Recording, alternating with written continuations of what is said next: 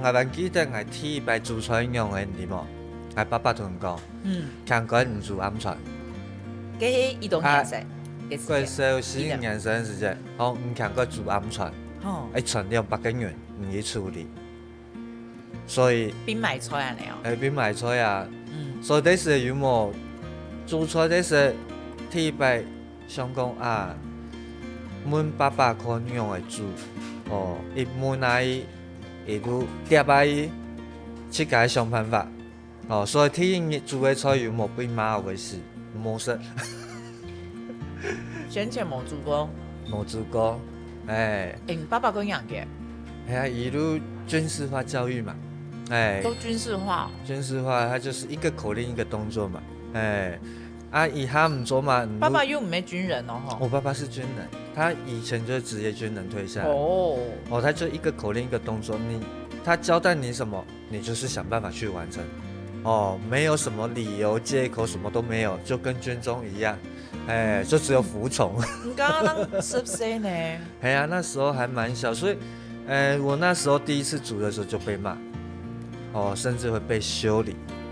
聽音樂，羅門買菜，阿桑、阿伯，北美也得妹的，也用來煮。所以我的食譜料理就是這些菜市場的北坡啊，阿婆咧就搞出來。其實係專門嘅研究嘅，係啊，你每日我煮嘛是你每日，但是我煮200幾元去煮啊，一定都要3-4菜一湯嘛。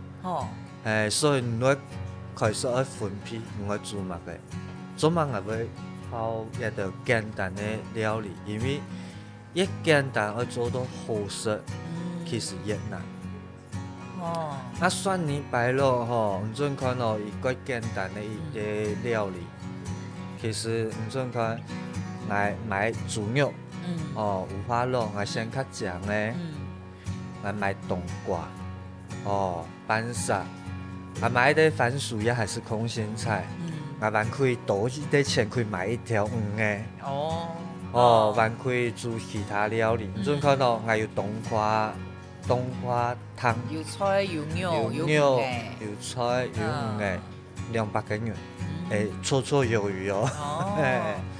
嗰種韓國西國是用如何做蒜泥白肉的哦？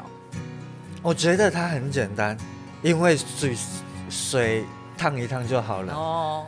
對，可是才知道說，原來它燙過水，其實還要過冷水。